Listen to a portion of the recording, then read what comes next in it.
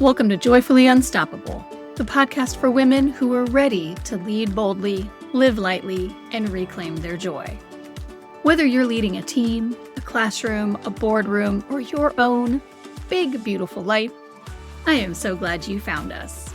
I'm your host, Becky Hamm, leadership coach, speaker, and founder of Women Lead Well.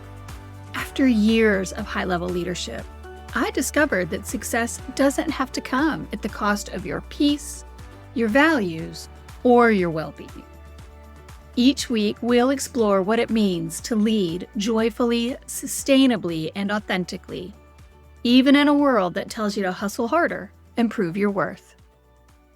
You carry a lot. Let's help it feel lighter. Today, we're going to talk about something that doesn't usually make it onto the leadership checklists, but absolutely shapes every single part of how you lead. Your nervous system. We've talked about it a lot here on the podcast before, so I thought today we would do a deep dive.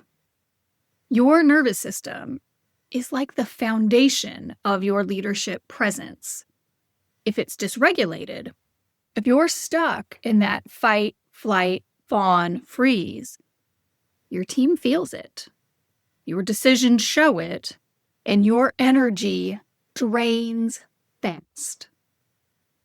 But when your nervous system is regulated, you're able to stay calm under pressure, to think clearly, to show up with that steady presence your people need.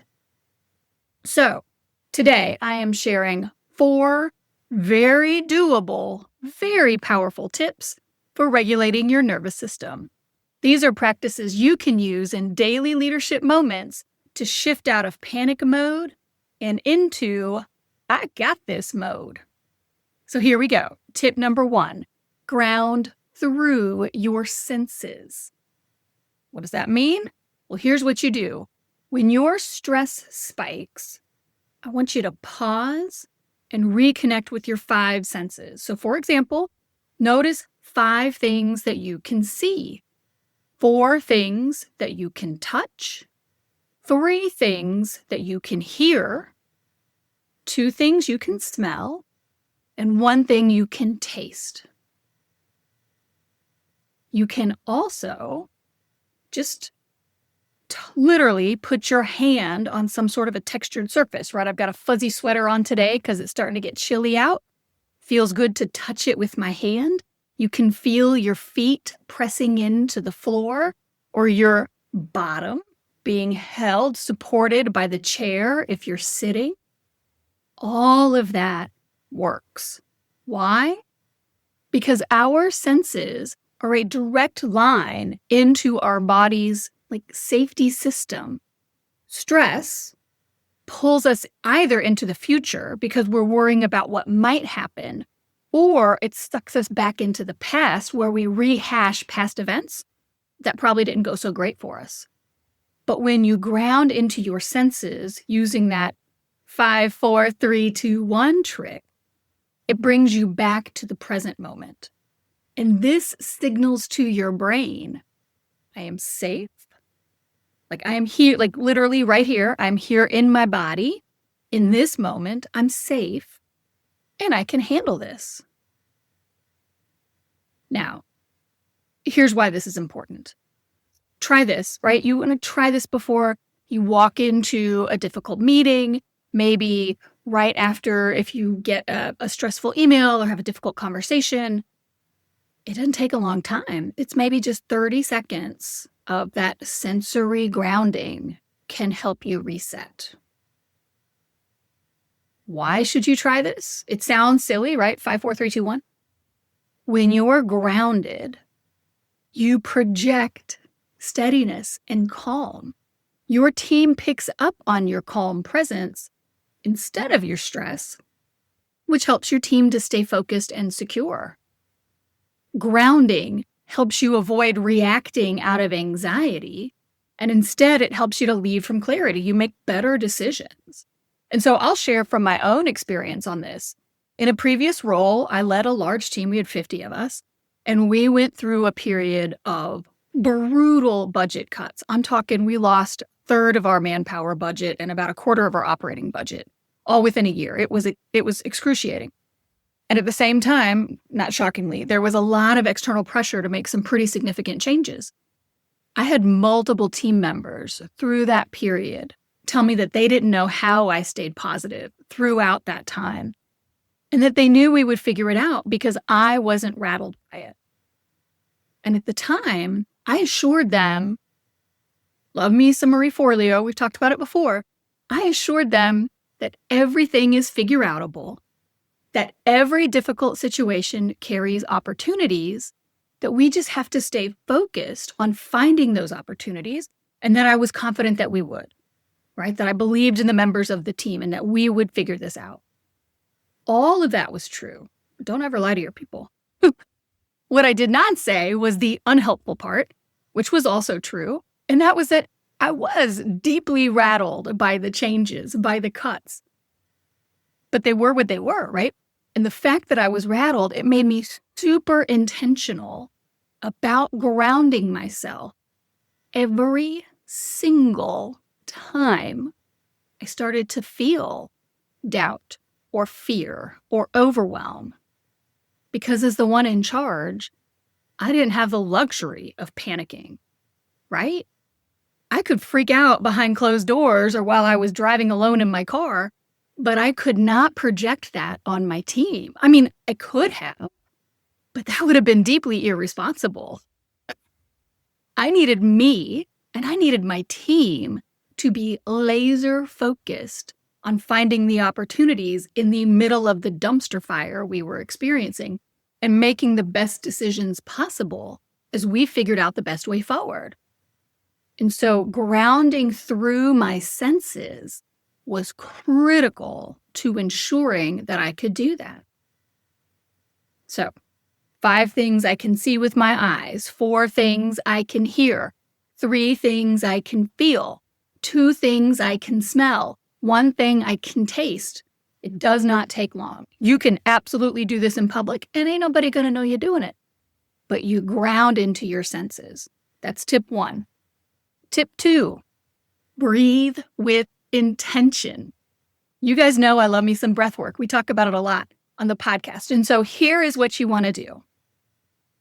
Practice intentional breathing patterns that have you exhale longer than you inhale. And so that might be like a 4-7 breathing, 4-7-8. So you inhale for 4, hold for 7, exhale for 8. It could be box breathing, where you inhale for 4, hold for 4, exhale for 4, wait for 4, inhale for 4, hold for 4, exhale for 4, wait for 4, right? It just creates the box of your inhale and your exhale. Now, why is this important?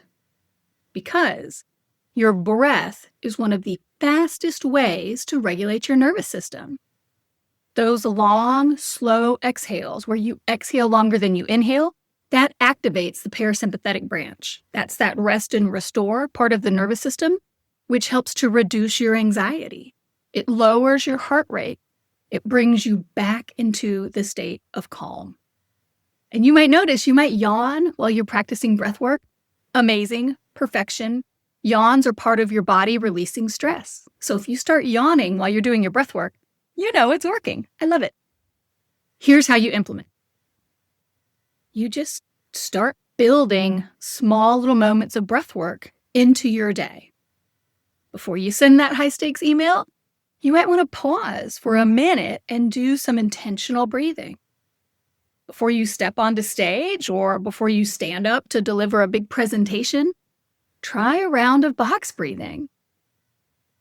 Even while you wait in line for coffee, right? You can do that. Inhale, hold, exhale. I used to do this during my commute. Our daycare was about 10 minutes from our house. And so I would practice box breathing. I do a 7 count. Like, I love to breathe in so much, like my lungs are about to explode, and then hold it. So I would breathe in, hold, exhale the entire drive to the daycare. And it was a really good way to kind of ground myself after the chaos of getting 2 toddlers ready and out of the house by 6:30 in the morning on my way to work. So that 10-minute drive brought me back to myself. Here's why I think you should try it. Intentional breathing expands your capacity to respond instead of just react. So you're not stuck in that reactivity. You move into intentional acting. Why? Because intentional breathing signals deep safety to your body. Do you remember we've talked before about how your body's one job is to keep you alive? And sometimes that doesn't actually serve your highest self, that the biological needs come in conflict with the deeper purpose of your and meaning of your life. Well, with these intentional breathing exercises, you are breathing, you're alive, and you're breathing more deeply than normal.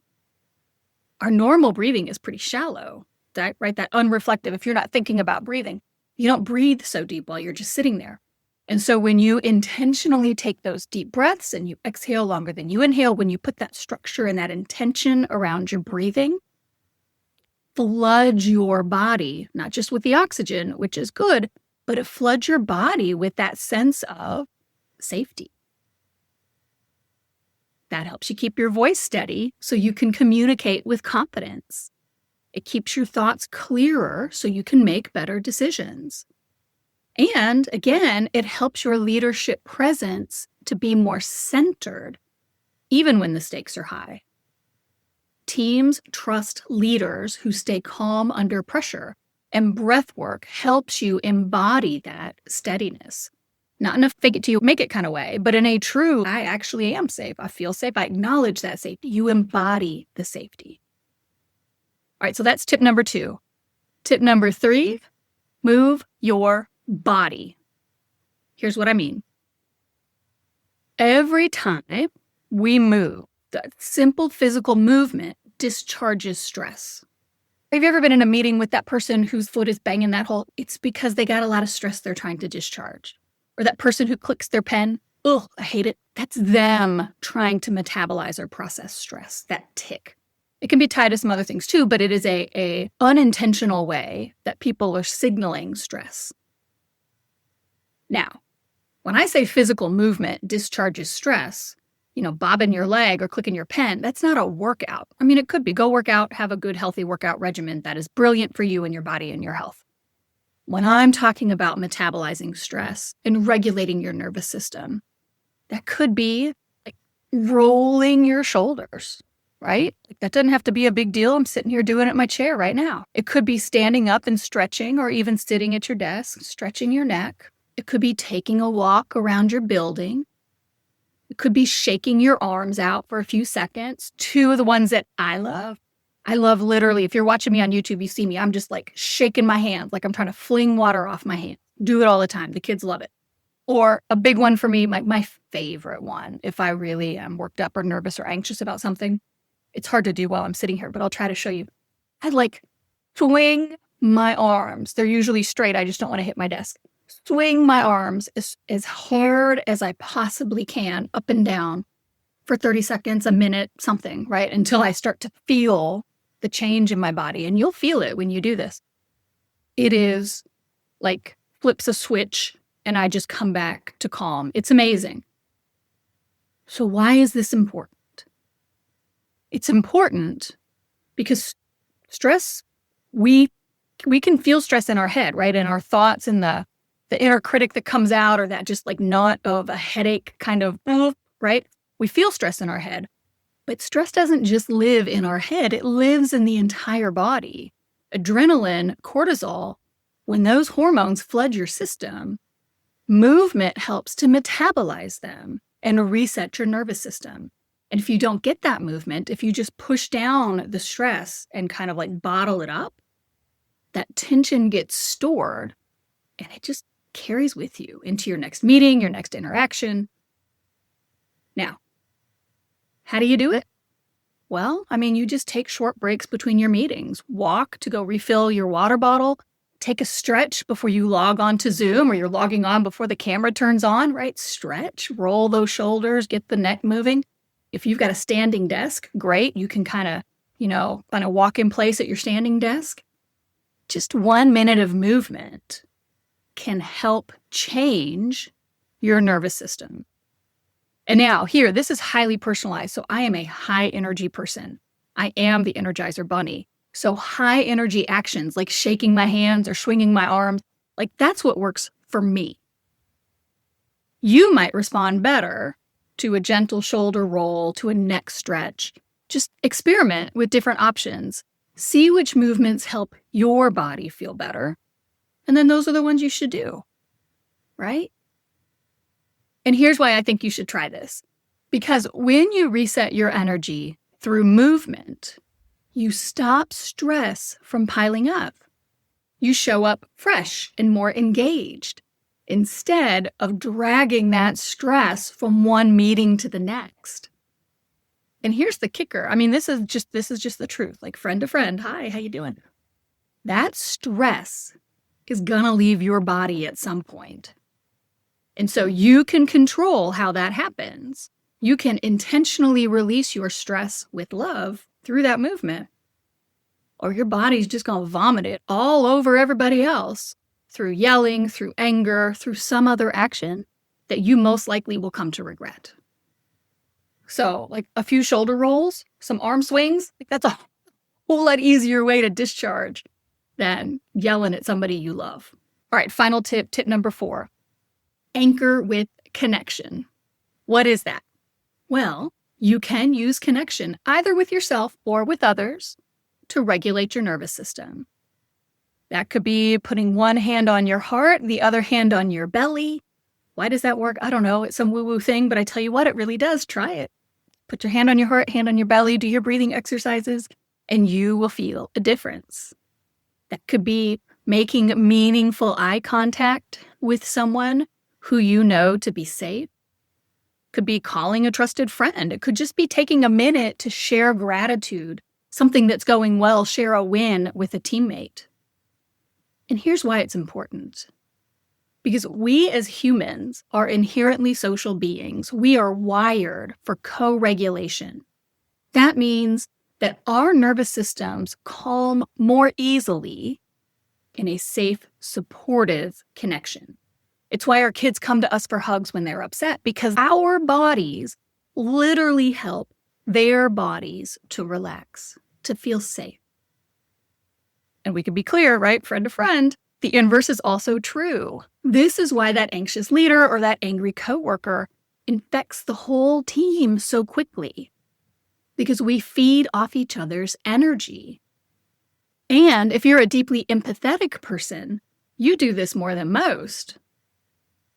For everyone, leadership can feel isolating at times. But connection tells your body, I am not alone. I am safe and I am supported, because we all deserve support. So here's how you do it. You can schedule a quick check-in with someone you trust. If you have team meetings, you can start your meeting with people sharing their wins, like what's working really well or something they're grateful for the week.